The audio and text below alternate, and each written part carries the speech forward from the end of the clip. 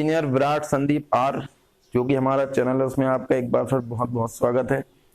और अर्थव्यवस्था सीरीज जो हम चला रहे थे उसमें कुछ विलम्ब हो गया है, कुछ 2-4 दिनों का, कुछ व्यक्तिगत कारणों से मैं क्लास नहीं ले पाया, लेकिन अब आपके आगे से कंटिन्यू क्लास होगी। तो जो लास्ट हमारा टॉपिक था वह था मुद्रा बाजार, हम उसको पढ़ रहे थे। और मुद्रा बाजार में ही हम लोग पढ़ रहे थे मुद्रा बाजार के उपकरण, जो आज हम उसको पूरा करेंगे। तो मुद्रा बाजार के जो उपकरण यानी कि टूल्स ऑफ मनी मार्केट, उसके बारे में देखिए। टूल्स ऑफ मनी मार्केट की अगर बात करें तो ये होते क्या है, पहले आपको इसके बारे में जानकारी होना चाहिए। इसके बाद ये कितने प्रकार के होते हैं उनके नाम मैं बताऊंगा आपको, और उनके बारे में भी डिस्कस करेंगे जो उनके टूल्स हैं। पहले ये होने के मतलब ये है कि मुद्रा बाजार एक ऐसा बाजार है जहां पर अल्पकालीन छोटे छोटे जो ऋण होते हैं, 1 साल के जो ऋण होते हैं, उनका लेन देन होता है। तो मुद्रा बाजार के अंदर 1 साल के जो लेन देन होते हैं वह किस आधार पर होते हैं, कौन सी सिक्योरिटी के आधार पर होते हैं, किसे एज अ गिरवी, एज अ सिक्योरिटी के ऊपर रखा जाता है, उन्हें हम उपकरण कहते हैं। यानी कि जिनके आधार पर धन का लेन देन हो,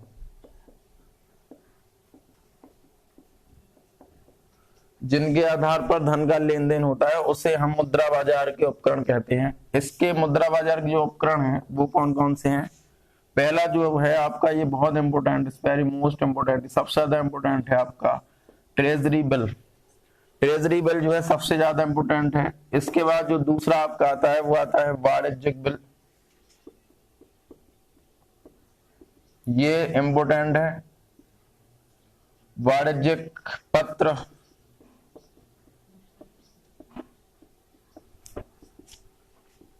treasury bill, commercial bill, commercial paper, जमा प्रमाण पत्र,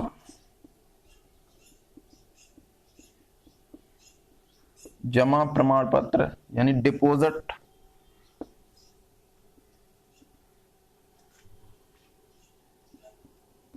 सर्टिफिकेट। इसके बाद आपका आ जाता है मुद्रा बाजार mutual fund,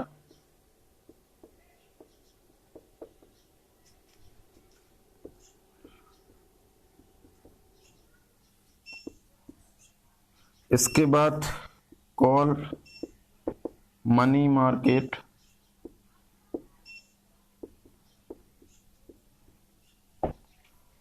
reverse repo rate,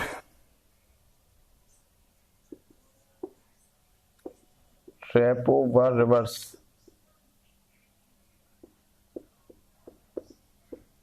rate, और लास्ट में आपका ज्यादा महत्वपूर्ण नहीं है, नगद प्रबंधन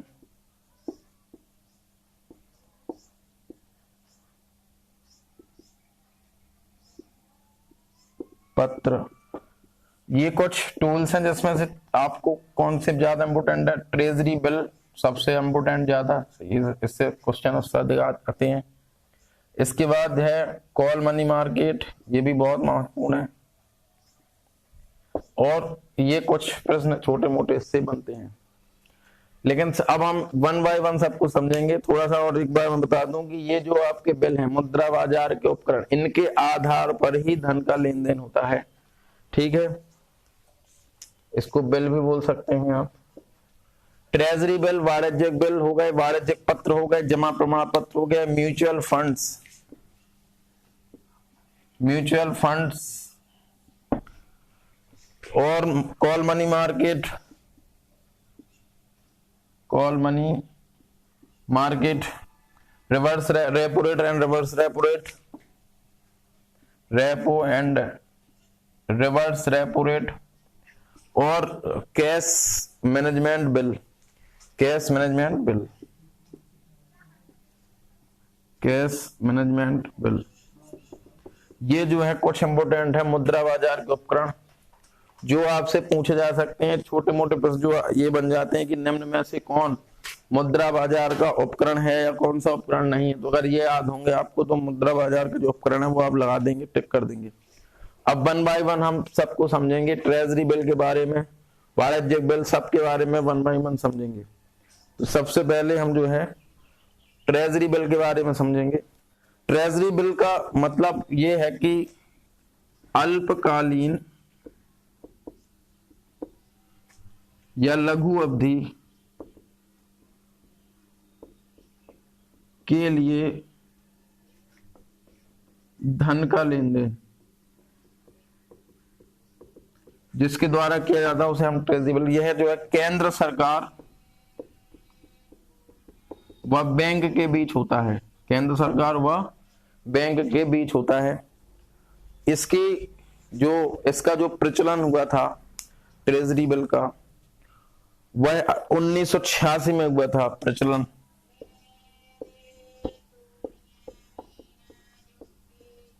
और ये जो है कितने कितने दिन के होते हैं, ये 14 दिन की शुरुआत में थे, लेकिन 14 दिन के जो है अब समाप्त हो चुके हैं। अब ये आपको याद नहीं रखना है। अब इम्पोर्टेंट कौन कौन से 91 दिन के सबसे ज्यादा मोस्ट हैं आपके, 91 दिन, 182 दिन और 364 दिन। 91 दिन, 182 दिन और 364 दिन, यानी ये जो है आपके ट्रेजरी बिल के प्रकार हो गए। 91 दिन की अवधि के ऋण के लिए, 182 दिन की अवधि के ऋण के लिए और 364 दिन की अवधि के ऋण के लिए जो है जो ट्रेजरी बिल इस समय प्रयोग होते हैं। 14 दिन के लिए भी थे लेकिन अब वह चलन से बाहर हो चुके हैं। तो आपको याद रखने हैं ट्रेजरी बिल कौन कौन से, 91 दिन के, 182 दिन के और 364 दिन के। केंद्र सरकार अपनी लघु आवश्यकताओं की पूर्ति के लिए इन ट्रेजरी बिल का इस्तेमाल करती है और बैंक के बीच लेन देन करती है। तो ट्रेजरी बिल में आपको याद रखना है अल्पकालीन और लघु अवधि के लिए धन का लेन देन के द्वारा होता है केंद्र सरकार और बैंकों के बीच। इसका प्रचलन 1986 में हुआ था और यह वर्तमान में 14 दिन के थे, लेकिन वह अब चलन से बाहर हो गए। 91 दिन, 182 दिन और 364 दिन के जो बिल हैं वो अभी भी हैं, चलन में हैं और उन्हीं का प्रयोग होता है। अगला जो हम पढ़ने वाले हैं वो है जमा प्रमाण पत्र, deposit certificate bill. Deposit certificate bill की जो शुरुआत हुई थी या इसका चलन जो इसका प्रचलन हुआ था वो हुआ था 1989 में। चलन 1989 इसका चलन हुआ था आरबीआई के द्वारा और केंद्र सरकार की सहमति से। इसकी जो अवधि है मैं बता दूं कि ऑल इंडिया फाइनेंशियल इंस्टीट्यूशंस के द्वारा इसकी अवधि है 1 वर्ष से 3 वर्ष तक की अवधि के ये हो सकते हैं जमा प्रमाण पत्र।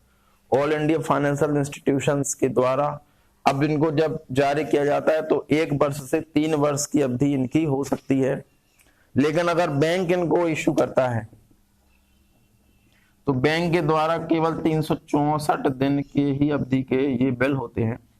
तो जमा प्रमाण पत्र का जो चलन है वो 1989 से आरबीआई और केंद्र सरकार की अनुमति से या दोनों की सहमति से हुआ और ऑल इंडिया फाइनेंशियल इंस्टीट्यूशंस के द्वारा इसका जो इशू होता है, जो चलन इसका होता है, इसको जारी किया जाता है, वह 1 वर्ष से 3 वर्ष के लिए होता है। लेकिन जो बैंक्स होते हैं वह इसका चलन 364 दिन के लिए ही करते हैं। ये जमा प्रमाण पत्र से संबंधित बात थी।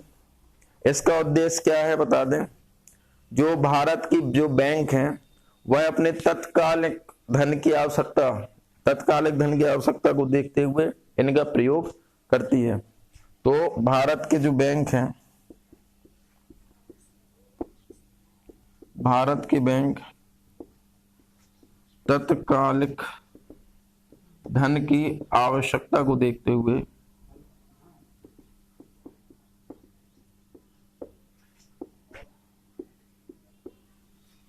भारत के बैंक तत्कालिक धन की आवश्यकता को देखते हुए इन बिलों का प्रयोग करती हैं।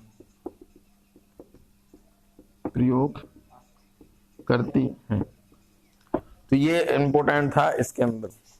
अगला जो हम पढ़ने वाले हैं वाणिज्यिक पत्र। वाणिज्यिक पत्र को हम लोग बोल सकते हैं कॉमर्शियल पेपर।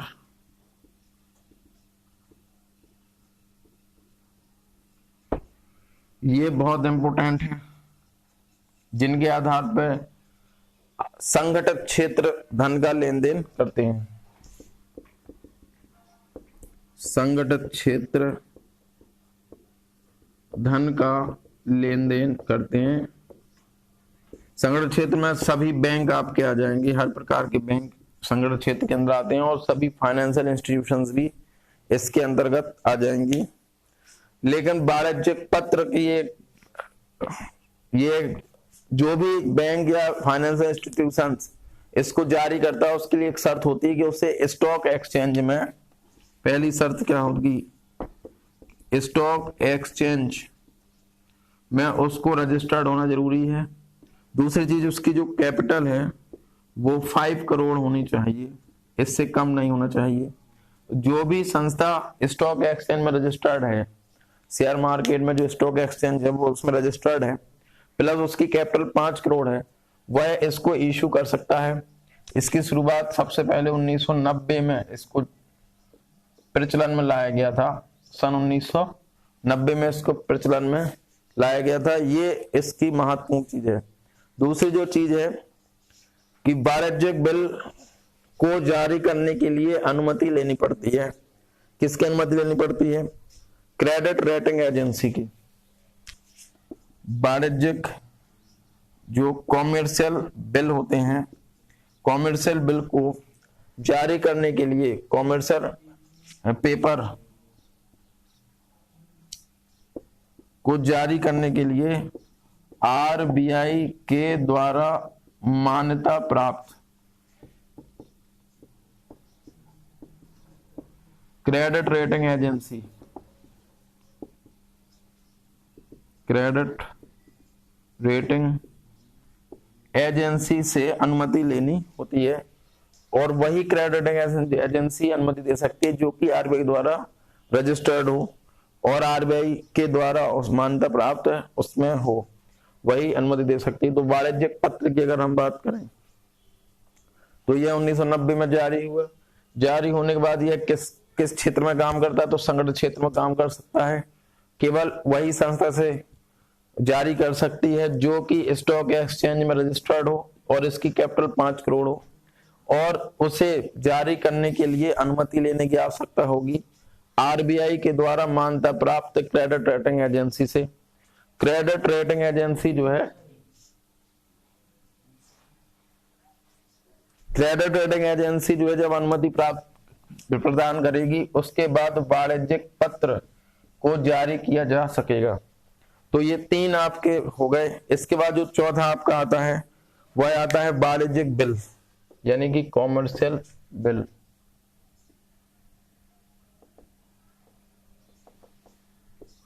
वाणिज्यिक पत्र की तरह यह भी बहुत ही महत्वपूर्ण है। जिस तरह से वाणिज्यिक यानी कॉमर्शियल पेपर बहुत महत्वपूर्ण थे, वैसे ही वाणिज्यिक बिल भी बहुत ही ज्यादा महत्वपूर्ण है। इसका प्रचलन 1990 में हुआ था, और इसको सब जारी कर सकते हैं। All India financial institutions, non banking financial corporations, banks और आपके जो सहकारी बैंक, कॉर्पोरेशंस वगैरह हो गए, और मर्चेंट बैंक हो गए, ये सब बैंक इसको जारी कर सकते हैं। इसके जो रूल हैं लगभग कॉमर्शियल पेपर की तरह ही है। कॉमर्शियल बिल के जितने रूल्स हैं वो सब के सब कॉमर्शियल पेपर की तरह ही है, और यह भी अल्पकालिक है। तो 364 दिन के लिए बैंकों द्वारा इसको जारी किया जाता है। अगला आता है आपका कॉल मुद्रा बाजार, कॉल मनी मार्केट, बहुत इंपॉर्टेंट है वो भी। बाजार या कॉल मनी मार्केट, यह अंतर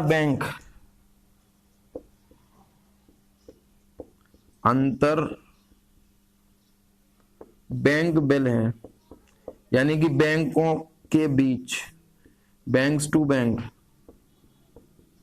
यह बिल काम करता है, और यह 1 दिन की अवधि के लिए भी काम करता है। यही इसकी इम्पोर्टेंट है, एक दिन की अवधि के लिए धन का लेन देन इसके द्वारा होता है। यही इसमें इम्पोर्टेंट चीज आती है कि कॉल मुद्रा बाजार में कितने दिन के लिए धन का लेन देन किया जा सकता है। तो कॉल मुद्रा बाजार में एक दिन के लिए भी धन का लेन देन किया जा सकता है। और ये जो है इंटर बैंक बाजार है, यानी बैंकों से बैंकों के बीच लेन देन इसके अंदर गत होता है। जब ऐसे हम एक दिन के लिए बोलते हैं तो money at call at money के रूप में हम इसको जानते हैं। और जब इसको 14 दिन के लिए अगर किया जा सकता हो तो इसको शॉर्ट नोटिस बोलते हैं, ये याद रखना है। अगर शॉर्ट नोटिस करके आता है तो 14 दिन में टिक लगाएंगे। अगर कॉल एट मनी में अगर आपका आता है तो आपको एक दिन में लगाना है। एक दिन यानी कि वन डे, केवल एक दिन के लिए धन का लेन देन अगर होता है तो कॉल मनी मार्केट के अंतर्गत, और अगर शॉर्ट नोटिस आता है तो 14 दिन के लिए लेन देन हो सकता है।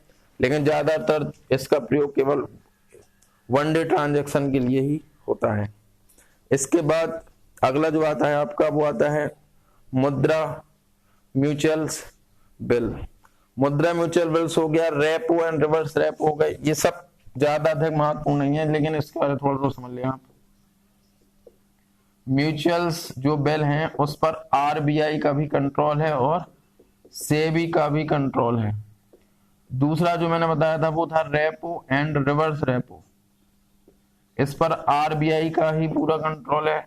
होते क्या है ये जो है बैंक और आरबीआई के बीच लेन देन के लिए है। बैंक और आरबीआई के बीच लेन देन कैसे? रेपो में क्या होता है, जब कोई बैंक आरबीआई से, रेपो में जब कोई बैंक आरबीआई से अल्पकालिक ऋण लेती है तो रेपो रेट उस पर काम करती है। जब आरबीआई को बैंक के द्वारा पैसा दिया जाए, आरबीआई को बैंक के द्वारा पैसा दिया जाए तो रिवर्स रेपो रेट काम करती है।